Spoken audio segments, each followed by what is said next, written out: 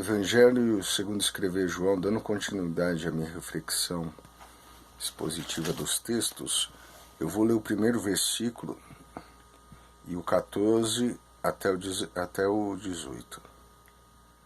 No princípio era o verbo, e no grego está escrito, no princípio era o Logos, e o Logos estava com Deus, e o verbo era Deus.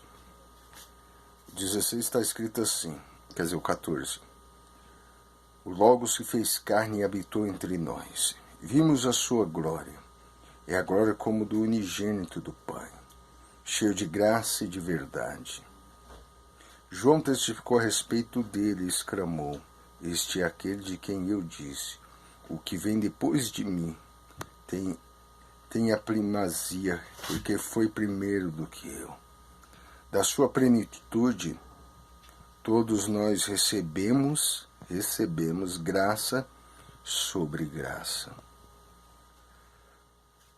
Pois a lei foi dada por intermédio de Moisés. A graça e a verdade vieram por intermédio do Logos, do verbo que se fez carne. Ninguém nunca viu a Deus, mas o Logos, unigênito, que está ao lado, esteve sempre ao lado do Pai, é quem nos revela. Aqui nós temos um texto que expõe ao mundo grego algo que para os gregos era loucura. A ideia do Logos se aproximar e se relacionar humanamente ou em qualquer relação com o humano. Para os gregos, o Logos é um conceito de perfeição e de um Deus totalmente distante das mazelas e dos pecados humanos.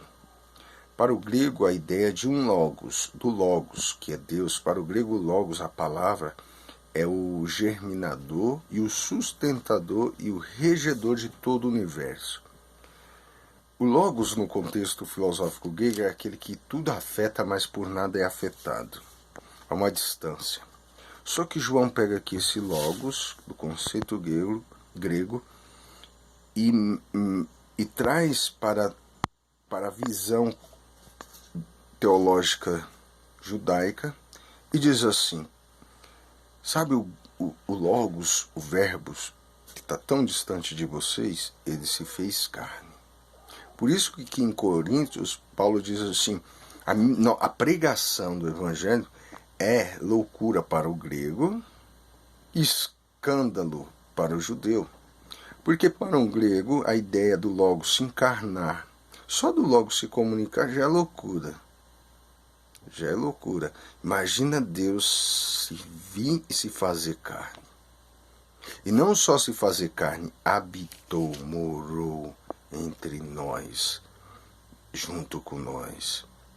E não só habitou, nós vimos o que? A sua glória. A glória são os seus atos. A glória aqui está falando dos seus frutos, do seu caráter, da revelação relacional da sua estrutura. Então ele diz assim, ninguém nunca viu o Pai. O Pai de todos, o Deus do judaísmo, o Deus das nações, o Deus criador, o Uno. Mas a impossibilidade de ver o Uno ninguém vai ver. Mas veremos Deus encarnado. Veremos Deus revelando a sua plenitude. E recebemos, olha o que o texto diz, que João testificou, falou sobre isso.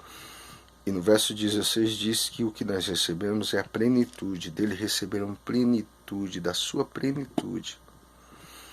Do seu ser pleno nós recebemos não justiça, nem condenação, nem perseguição, nem exigência, nem lei. Nós recebemos graça sobre graça. É importante focarmos a enfatização de duas vezes mais. Graça e depois outra coisa. Não, graça sobre graça. Aí depois no verso 17 ele diz assim, ó, na lei, a lei nós recebemos a lei por intermédio de Moisés. Moisés nos revelou a lei.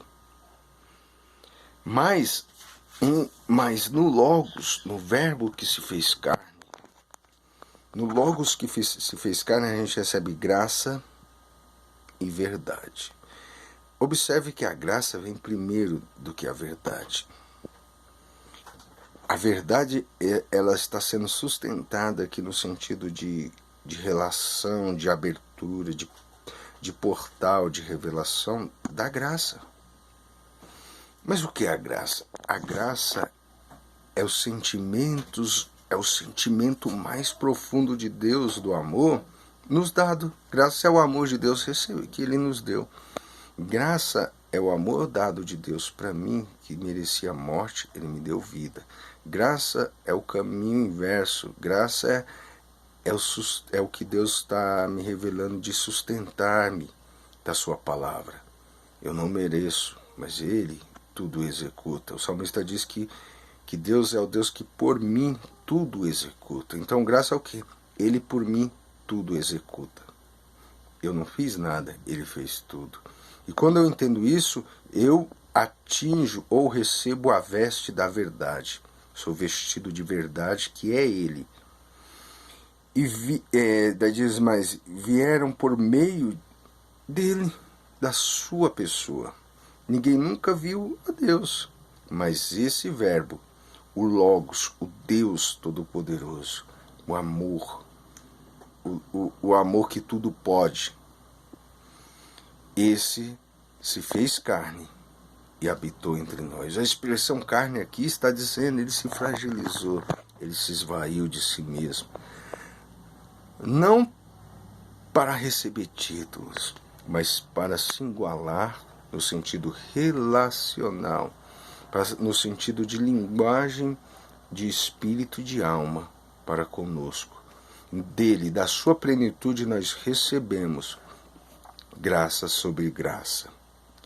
Dele nós recebemos a graça que nos dá a verdade. É a graça que nos dá a verdade, não é a verdade que nos dá a graça.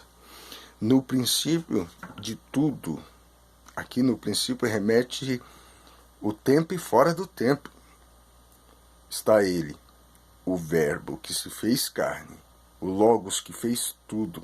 Por meio dele, sem Ele, nada do que vemos, sentimos ou tocamos ou viemos a conhecer veio a existir.